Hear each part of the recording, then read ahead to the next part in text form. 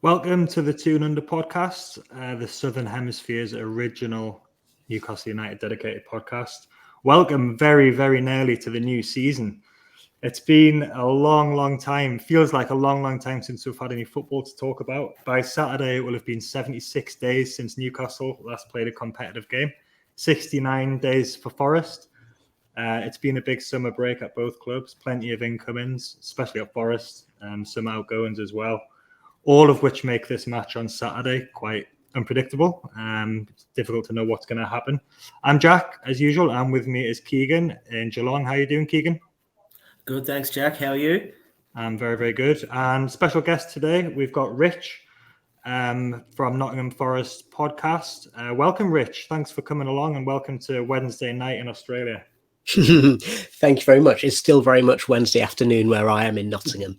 Yes, yeah, and I know it's in the middle of your working day as well, so we appreciate you jumping on. Thanks very much for your time. No worries at all. Thanks for having me. Like I just said, it's been a long time since we've had any football. I'm excited. It's kind of that we've been cheated out of a World Cup because of the whole Qatar nonsense thing, but at least we've had the women's football's been pretty good. But you just can't beat the Premier League and the club season starting again. Keegan, you're pretty excited for the start of the season, aren't you? Yeah, I was. It's been a long build-up, and when you go away and you got so many pre-season games, I can't remember us playing as many games as what we've had the last sort of 3 or 4 weeks. To actually have the real stuff now is pretty bloody exciting. Yeah, we'll talk a little bit about both clubs pre-season. I just can't stand pre-season. I just think it's so shocking. Boring. And there's just not it's all the transfer tittle-tattle, and you just want to get on with the real football. So in terms of Forest, Rich, then, so Forest were relegated from the Premier League in 1997, promoted in 1998, relegated again in 1999, and haven't been seen in the Premier League since that time. So we're talking 23 years now. And Forest are obviously a club that finished third in the Premier League in the mid-90s. And obviously they had the back-to-back European Cups, 79 and 1980, as well as winning the league in 1978. They've got that history, everybody knows. I think most neutrals are quite happy to have Forest back in the Premier League for that history. But Rich, how does it kind of feel to be back in the big time? How are you feeling about that? And what's kind of gone right at Forest over the last few years that wasn't going right in the 2 decades following that 99 relegation?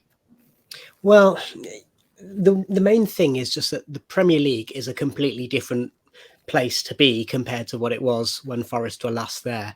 The amount of money that's involved in the game is astronomical now. And I'm sure even last time, compared to last time you guys were in the Championship, in that year's space, you noticed a huge amount of difference from when you went down to when you went back up.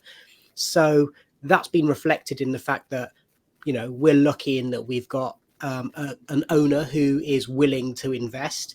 And bizarrely enough, we all know, Newcastle fans just as much as Forest fans, we all know that having an owner who is seemingly generous doesn't always combine well with having a strategy to make things work. So what's been really interesting is that the first year in many that Forest actually put a bit of a plan in place, it culminated with us getting promotion. And now we've seen transfer activity over the summer months.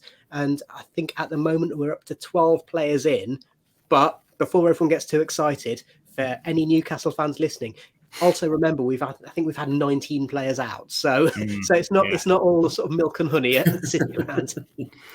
So you were talking there about the strategy and the plan, and you're absolutely right. Our previous owner's strategy was to keep the club ticking along.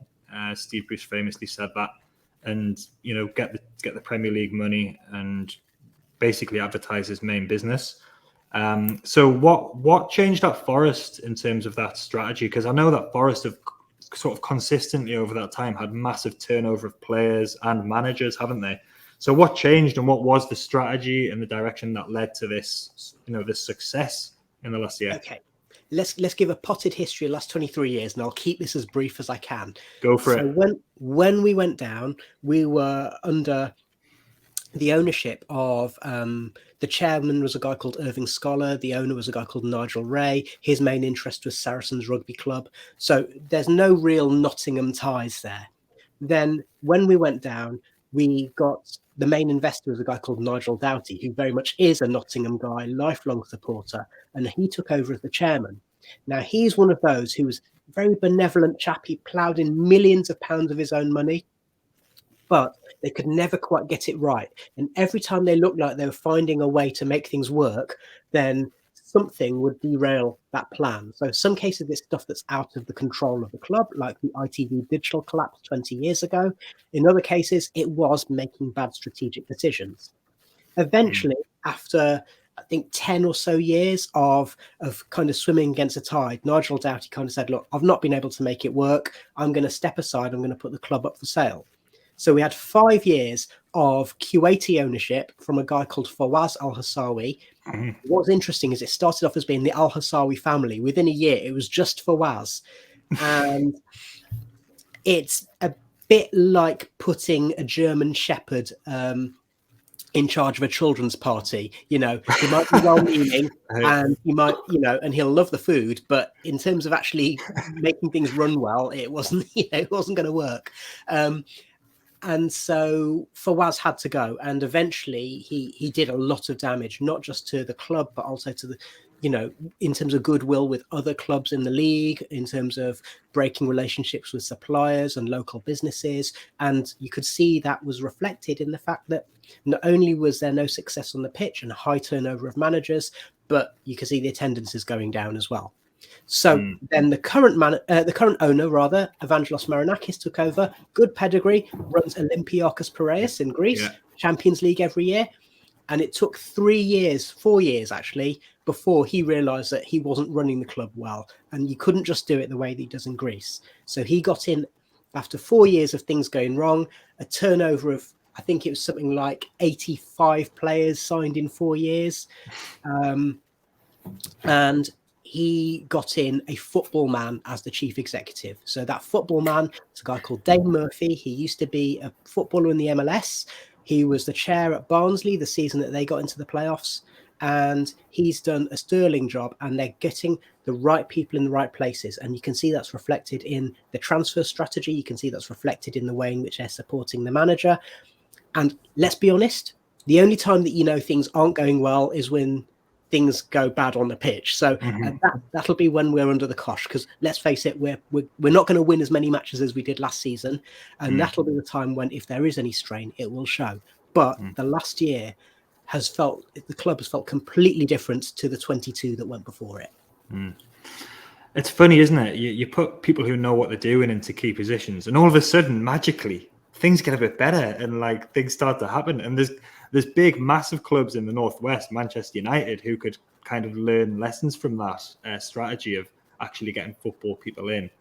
Newcastle have done that with Dan Ashworth, and we've also got a guy called Darren Eales in as the CEO now. So that we seem to be going along that path as well. And, you know, that's something we're looking forward to as well. So it's good to hear that strategy has worked for Forest. Had you kind of resigned yourself, Rich, to never, ever getting promoted again and to languishing in the lower divisions forever? Or did you always have that bit of hope for Forest? Well, I'm old enough that I grew up watching Forest as being one of the top teams in the country. So in the late 80s and early 90s, we were probably third or fourth best team in the country. We were going to Wembley every year. As you mentioned, even after we went down, when Brian Clough had his last season, we came back up and then immediately finished third in the league under Frank Clark. So I kind of had seen the glory days, and yeah, there's a bit of me that was resigned. Obviously, the other thing is, as you get a bit older, you kind of think to yourself, well, if it happens, it happens, and it'll be happy days. And what I can say is that for 40,000 people at Wembley about 8 weeks ago, for a lot of people, they will say that barring things like marriages and births of children and stuff like that, some of them will say that was the happiest day of their lives, even if they had seen that success before, because we were so resigned to the fact it probably wasn't going to happen again. Yeah. And with the promotion, was it was it expected then, or was it Forest were not one of the favourites? I don't think, were they? Because Chris Hughton started the season in charge. I'm right there, aren't I? And your mate Chris Hughton, great pedigree, especially at championship level. You know what you get with him. He's a very calm, professional, level-headed kind of guy. Completely didn't work at Forest. The style of play didn't work. Hughton was manager in the season when we were playing behind closed doors. That didn't help him. In terms of transfer strategy, it was still a bit scattergun at that point until, I say, Dane Murphy came in as chief exec. I think the cards were stacked against him, but also, let's be honest, there is a breed of old school English football manager, and the English game has moved on a bit. And I'm sad to say that Hughton, tactically, he couldn't cope with the way that the game has changed, and he had to go. So we were bottom of the table after 7 matches last season. We got 1 point out of the first 21, and that's when Hughton was sacked. Stephen Reid had 1 game as caretaker manager. Steve Cooper came in after 8 games of the season. So in the space of 38 games, 39 if you include 39 41 if you include the playoff matches. Bit of mental arithmetic there. Then Cooper took us from bottom of the league and looking like we were going way down to being statistically the 4th best team in the division. And actually in the second half of the season, we were the form team in the division. So in that respect, promotion was richly deserved, but no, it wasn't. It wasn't easy. It wasn't expected. And it certainly was quite the roller coaster. Something about that sounds familiar, Keegan. And I was just thinking, coming in and turning. I was thinking like the last 5 minutes of Rich talking, I'm like, is he talking about us or is he talking about Forest? Like everything he said has like happened to us. Like no ownership and no real sort of executive structure. They've put that in place. Then they started getting better. Started off absolutely at the bottom of the barrel. Changed managers, got a progressive manager in, got that framework of the top of the club in place. And then things just blossomed off that. It's like exactly what's happened with us. Yeah, and Keegan, what I'd like to ask you as well is presumably from your point of view, you can have money bags owners, but the fact that they have put in these executives, football director or technical director, whatever he's called, and the chief executive, that's what gives you a bit of confidence, I'm guessing. Yeah, well, we had one person as a director of football, sporting director. He was everything. It was just the one guy. And then now we've actually got proper people in proper positions. And I think if you ask most Newcastle fans who's been the best signing of the summer, they'll all say probably Dan Ashworth. Like he's actually, it's not a player. Like we've spent 35 million on a central defender in Sven Botman. But I think having that confidence that we've got a structure in place that can just start making this club act like a sensible and normal football club is probably the most exciting part of this whole whirlwind 10 months, I think. Yeah, I would agree with that. And also Eddie Howe, having a manager, and I think Steve Cooper seems to be cut from the same kind of cloth. These guys are, like you just said about dinosaurs there, Rich, you're right there, like these new guys are clever, they're intelligent, they're smart, they know what they're doing, they work hard, and I think we can be proud to have them at our clubs, and that's probably why we're two of the most sort of enthusiastic and happy fan bases at the moment, and why this is going to be a very, very positive podcast. So I was just going to say, the other thing about Dan Ashworth is that there's a strategy in place there. You were willing to wait for him to finish his gardening leave before he could take up the post. So that's a sign that they're thinking strategically and not just going for the kind of the quick wins. So that's something that's worth noting. And just on that note that you're saying about Cooper and Howe, Eddie Howe, he obviously comes across, he's very he likes to be kind of quite softly spoken and everything in his interviews. Steve Cooper does a similar thing, but he's either the greatest con artist of all time or he absolutely loves it in Nottingham. And there's a real human element there whereby he's shown that he understands how important fans are and how important the club is to the fans.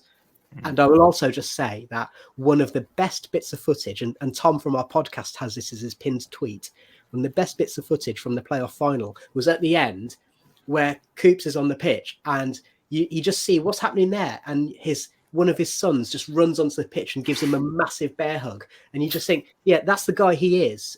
For all his football genius, he's a human being as well. And all the indications are he's a good human being.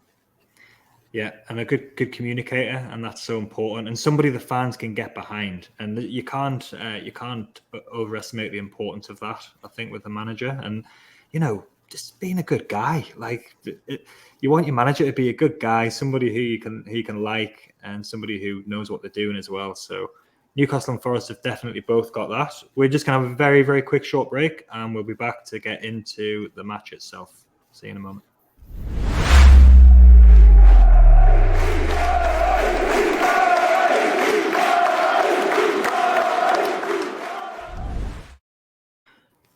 All right, so before we talk about the match coming up on Saturday, 3:00 kickoff, which is a midnight kickoff, Keegan, I think, for us. We'll be setting the alarm for that one. Yeah, no, I might get a couple of hours in and then get back up again rather than welcome back to sleep deprivation. Yeah. But I was thinking about recent matches between Newcastle and Forest. There hasn't been that many because of the different divisions. But Newcastle have had 2 championship seasons since 2010. There's a couple of matches that kind of stick out in my mind from this time.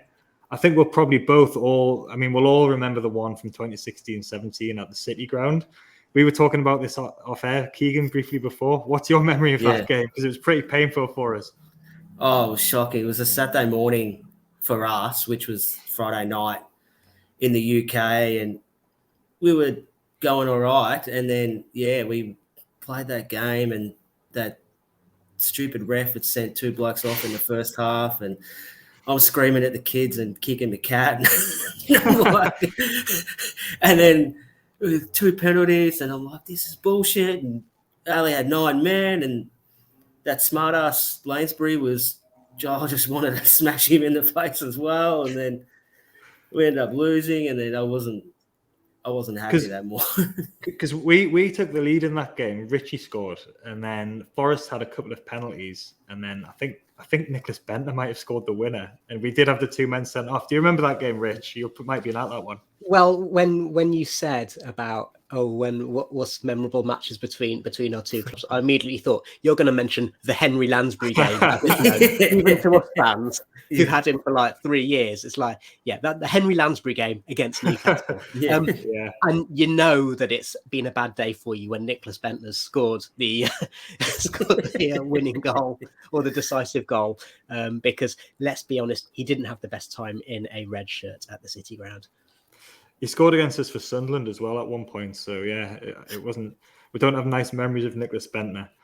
But the other game I remember is from the last championship season before that, which was when Forest beat Newcastle 1-0 at the City Ground.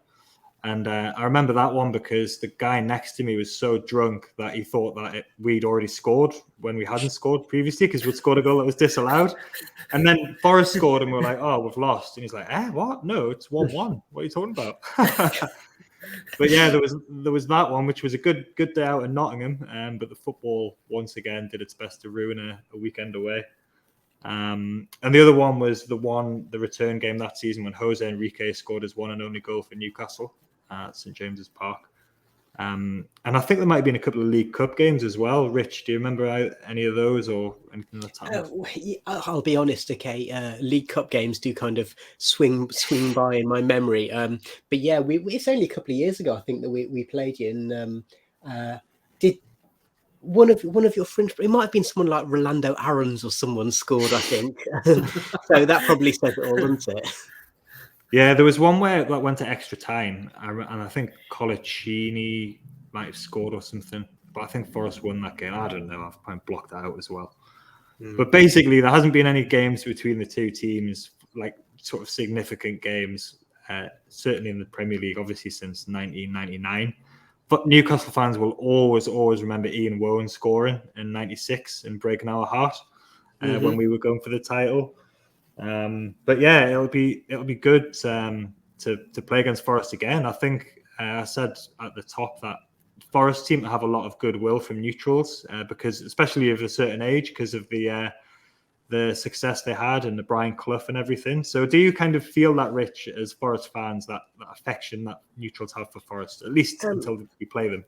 Well, yes and no. So yes, it was really heartening to see that so many fans of other Premier League teams were kind of like, oh yeah, it's great to see Forest back. And even before the playoff, people going, yeah, it'd be good if Forest come back. They're a team that we've got, you know, something in our hearts suggests that Forest would be a good team to come back into the Premier League. And also, I had a discussion with Nick Miller, who writes for The Athletic, who's a Forest fan, and he was saying, also, when you think about the fact that a lot of journalists who are setting the agenda, they are of an age whereby they're in their sort of 40s, and so they've grown up seeing Forest as being a big team, so they have an affection there. On the other hand, it's also a great story because we played Sheffield United and Huddersfield in the playoffs, both of whom have been in the Premier League recently. We finished behind Fulham and Bournemouth, who are two perennial yo-yo clubs. So it's more of a story when a team who haven't been in the top flight for a long time get back in. The no part comes from in the last week and a half since we've signed Jesse Lingard. Firstly, West Ham fans have not taken that well. And secondly, I don't know if your Australian listeners will be familiar with the radio station Talk Sport, but they have seemed to decide that is their agenda. They're just going to talk about how absolutely disgraceful it is that Forest have got the temerity to get promoted and actually spend some money and stay up. So they've not taken that well at all. Yeah. And with Lingard, he's a bit of a player, isn't he, who divides opinion, but mainly because of his behaviour or the way his character off the pitch. But when he's been on the pitch, the few times he has been for West Ham, he was outstanding. He was still on the fringes of the England setup then as well, and he's probably been a victim of the shambles at Old Trafford that's been going on. So how is you've referenced there, Forest have signed 12 players. They've spent a lot of money. Is this a big gamble on staying up? Has it been, because Villa did this a few years ago, didn't they? And I think Fulham did it once as well, with kind of limited, sort of mixed results. Sometimes it pays off, sometimes it doesn't. Are you kind of happy with the strategy that they've gone with? Do you think the signings have been sensible? And do you think it's going to work? And how much sort of trouble are Forest in if it doesn't work and they get relegated? Well, the first thing to say is it's partly pragmatic. As I said, we've lost a lot of players. The team that got promoted 8 weeks ago, 9 weeks ago, whenever it was, 5 of those were loanees who've gone elsewhere, either gone back to their parent clubs or been sold on. So that's half the team. Brice Samba, who was in goal on that day, he's moved on. Lewis Graben, our club captain, he's moved on. So that's 7 first-team players immediately gone. So we've had to sign more players. Even allowing for those players going, our squad was pretty thin as it was. So Cooper didn't use that many players. And you could see it when we had an outbreak of COVID, about 2 or 3 months into Cooper's tenure, that we were scrabbling around to put together a first team. So we needed to, and we still haven't got a big squad, even though we've signed 12 players. So some of it is pragmatic. You mentioned there Villa and Fulham. I think we're much closer to Villa's approach than Fulham, for the very same reason that when Villa got promoted, they kind of weren't expecting it. It was a late run, etc., etc. And so they needed to sign players, and they had some loanees leaving as well. And of course, some of those they converted into permanents, like Tyrone Mings. So there's a more of a parallel there, as opposed to Fulham, who went up, quickly realised that what they had wasn't good enough, and then just bought, everyone. And Bournemouth have also done that in recent times. So in the January transfer window, they were like, oh crap, we're not doing very well. What shall we do? Let's sign every player who's available. So I'd like to think that Forest's approach is a bit more nuanced. I'd like to think that they have done their research. We've signed quite a few players from the Bundesliga, for example. The players that we have signed have, with the exception of the reserve goalkeeper Wayne Hennessy, have predominantly been 26 or under. And they've also been players who who for the most part will have resale value, or at least won't tie us down. So Dean Henderson and Jesse Lingard are the highest wage earners. They're only there for a year. If we stay up, then who knows what's going to happen, whether there'll be options to buy, or in Lingard's case, extend that. But players like Nico Williams, Taiwo Aniwi, Omar Richards, those kinds of guys, there'll be every possibility that we'll be able to sell them on and make a profit. And if not, then at least we won't be burdened with their wages, because we'll be able to move them on if we need to. With Lingard as well, I was worried for Forest initially when I saw that signing, but then when it was a 1-year deal, it just made so much sense, because you can be paid Premier League wages, and then if you get relegated, you don't have to keep him, and he's going to be a big part of why Forest don't get relegated, you would think, if Forest have a good season. As, to be fair, a lot of clubs who get promoted do have a good first season in the Premier League, and it's usually second season syndrome that can sometimes catch up, isn't it? Yeah, it can be. It really can. The other sort of wild card is the fact that with the World Cup being in December, so we've got players there who are going for moves with an eye on saying, if I can get first team football for the first half of the season, that could get me a place at the World Cup. Lingard will be one of those. Henderson will be another one of those. And so for both of those, they're in a no-lose situation, really, if they're playing first team matches. It'll go for some of the other signings as well. You look at the fact that we've got Brennan Johnson and Nico Williams who are going to combine down our right-hand side.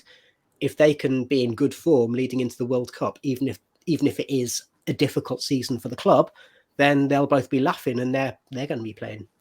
And how has pre-season been? Probably a bit of a mixed bag, like most clubs pre-season. Yeah, well, pre-season, like you, I'm no fan of it, but it is what it is. It's a necessary evil, and I think, to be honest, most management and players and clubs will probably think that. I was harking back to the fact that my dad, bless him, he was kind of going, well, I know the results don't really matter, but I'm a bit concerned about the fact we're not scoring many goals. So I think that is a reasonable concern, that we haven't had a huge amount of firepower. I think, once again, it's kind of, with the signings Forest have made, early doors, they were defensive signings. So we signed centre-halves and full-backs, and we signed Henderson. So the fairy dust in any team is whether you can get goals. Lingard will hopefully help with that, but we do need some more bodies up front. Yeah, and Newcastle are in exactly the same situation, aren't we, Keegan? Our pre-season has been quite good. We've played some Champions League teams and we've done quite well, but you can't gauge anything by pre-season. Miggy Almiron's going to score 40 goals this season if we go by his pre-season. But for Newcastle, it feels like a lot of players have got good minutes. We've only really got one injury with Shelvey. But we seem in pretty decent shape going into this game, Keegan. Yeah, I think we spoke about it the other night with our sort of predictions and pre-season wrap-up. And I just said it's really hard to take much out of games because you don't know the work that's been done the week leading up to the game. Like, there's every chance, especially now with the professionalism in the game, like these teams would be doing 2 sessions a day, and by Saturday they're probably half knackered. Like, it's not like a regular week where you might have 1 or maybe 2 training sessions depending on your turnaround between games, and it's one of them might be a lot more tactical session rather than a physical taxing session. So that's why you don't really read into results during pre-season, because you don't know the workload that's actually gone on the week leading up to the game and how they structure and tailor their pre-seasons. You'd think they all sort of start trying to peak for the first week. So, and also the stage that the other clubs are at as well is different. Yeah. So... Everyone's got a different agenda for each pre-season game, but I think as long as you see something positive to take out of it and you get away with no injuries, I think most teams would probably think they've had a successful pre-season or pre-season game. I was just interested to talk to Rich about how he says about 7 players from the championship final or playoff game. How many of these new players do you think will be starting on the weekend? Quite a few, I would imagine. Yeah. I know that we're going to come on to team predictions very shortly, but we've needed to upgrade in a lot of positions. What's interesting is that I think the core of the team, there's a very Nottingham heart there. So Joe Worrell it looks like he's inheriting the captaincy from Lewis Grabban. He's a Nottingham boy. Ryan Yates probably won't be fit to play at the weekend, but he's from Nottingham as well. Brennan Johnson is Nottingham Forest, born and bred. You know, his dad obviously played son for of David, but but Brennan was born when Forest had got to the playoff final 20 odd years ago. So that's one of the things I think the management and the fans really value. And you hear it as well. You hear that, especially Yatesy and Joe Worrell, they talk like fans in interviews. And that's something that's really important. So I think that core, that Nottingham core, is going to be important. But yeah, the things around, needing to be some upgrades. There is a Geordie agent, though, in the camp, isn't there? Mr. Jack Colback will be playing. And I was wondering if we were going to end up talking about him. And I'm interested to know kind of how you feel about him, because I've received a lot of mixed responses when we've talked about Colback from Geordie. We'll do the team selections. But yeah, we will talk a little bit about him. But are you actually going to the game, Rich, on Saturday? Sadly not.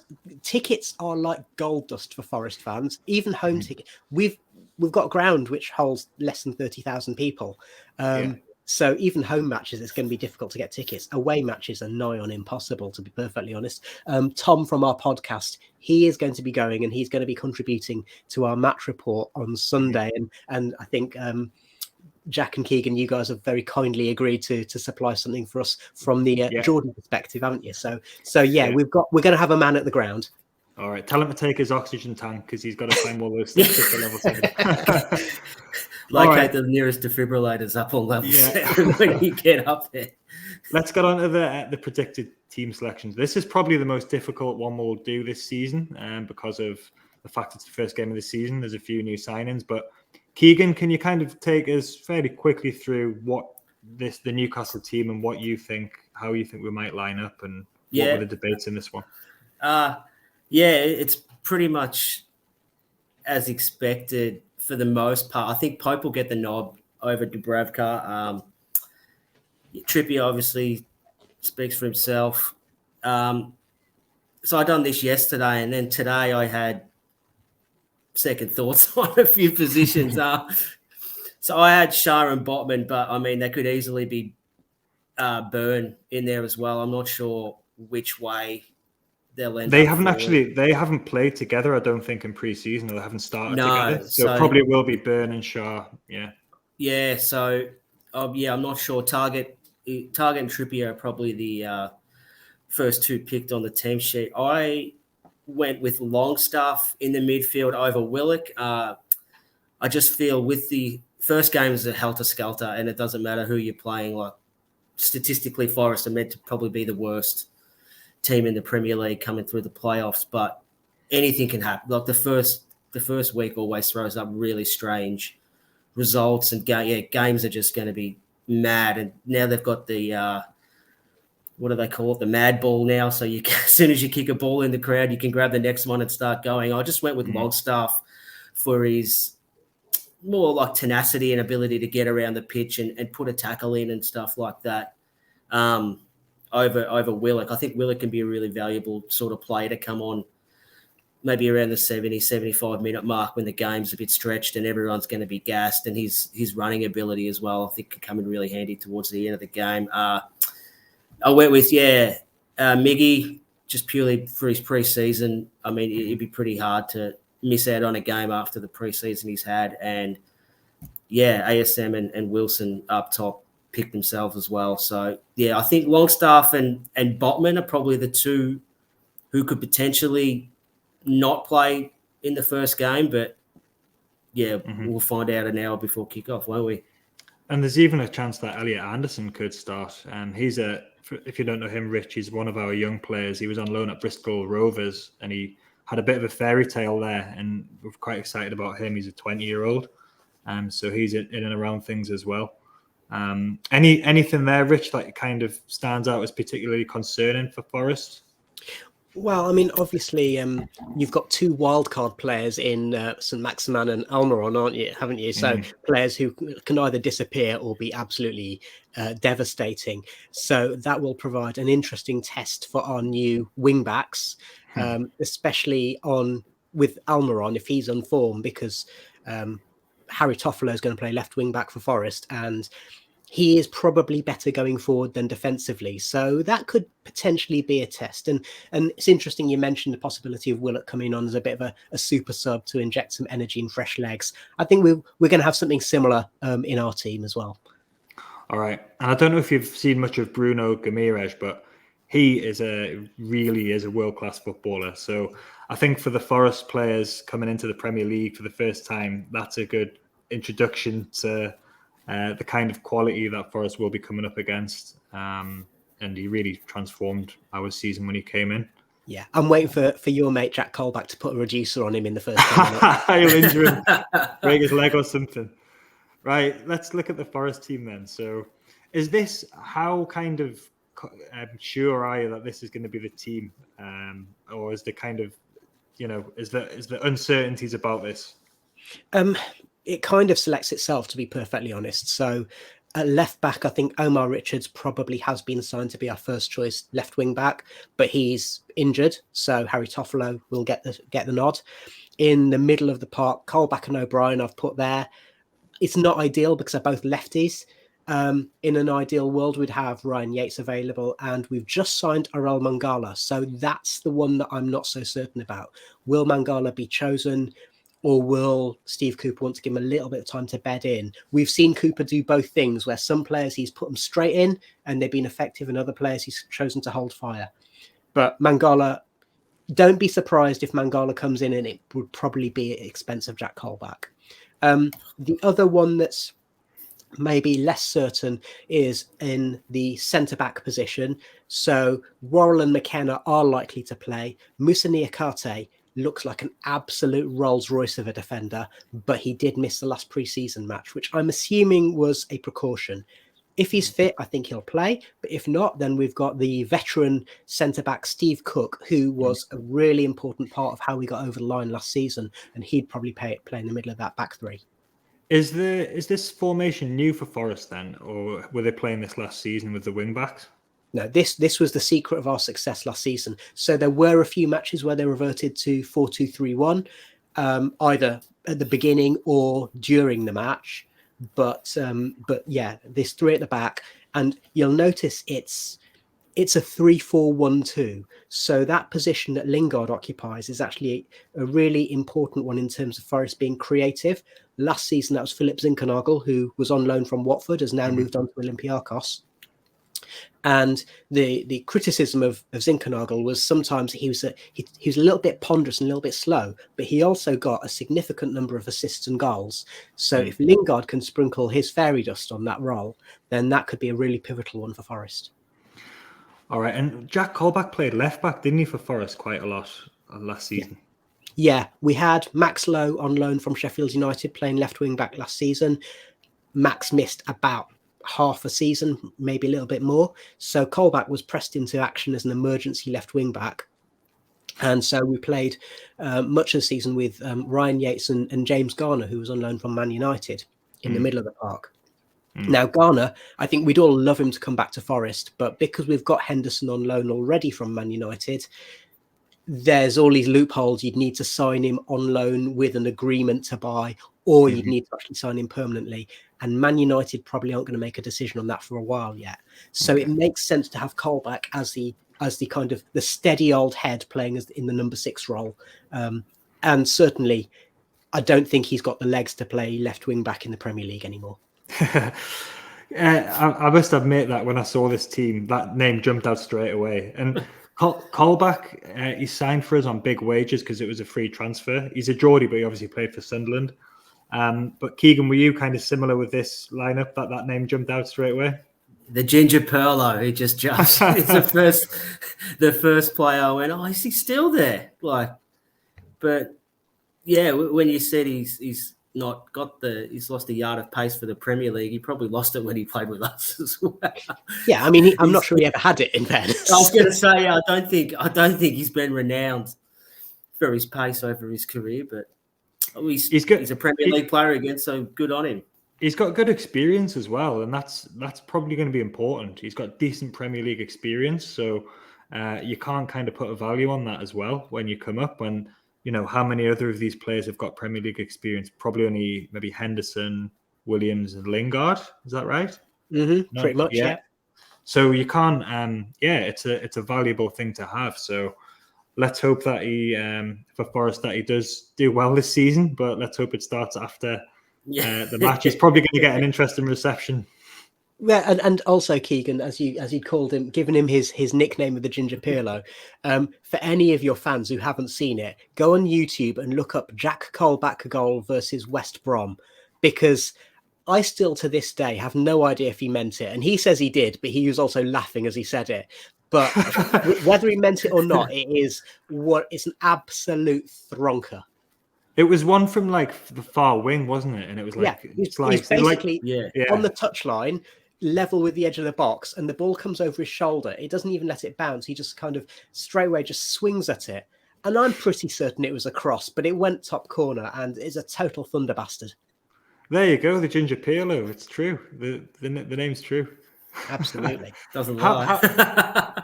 How good's Brennan Johnson as well, quickly? Because there's a bit of talk around him. I think he was linked with Spurs.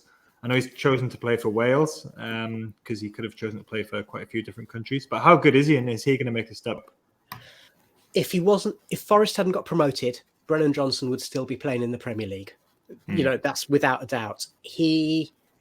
There was some talk. He'd been on loan at Lincoln City in League One the year before. So it's like, well, can he step up to the Championship? And he got better and better as the season's gone on. And initially he started off, we thought he was a number 8/10 before he went on loan to Lincoln. At Lincoln, he played as a 10 or on the wing. And then last season, with this 3-4-1-2, he went from playing on the right wing in a 4-2-3-1. He went from playing in that position to actually playing up front alongside, it was Keenan Davis last season, or Lewis Graben. And just by moving him that little bit further forward, and he still plays in the right-hand channels, by moving him a little bit further forward, it means he's playing off the shoulder of the last defender. So whichever one of Byrne and Botman is playing on the left-hand side of your defence, they're going to have to be on their toes. And, I don't know much about, I don't know as much as I should do about Botman, but, Byrne's not the quickest guy. He's going to need his telescopic legs to try and tackle Brennan if he is playing. Botman's not the quickest either. That's probably one of the. That was the knock, wasn't it? Yeah, that was the one of his weaknesses. But the thinking is that he's good at reading the game, so he hopefully won't need to rely on his pace. But that's definitely one to watch out for.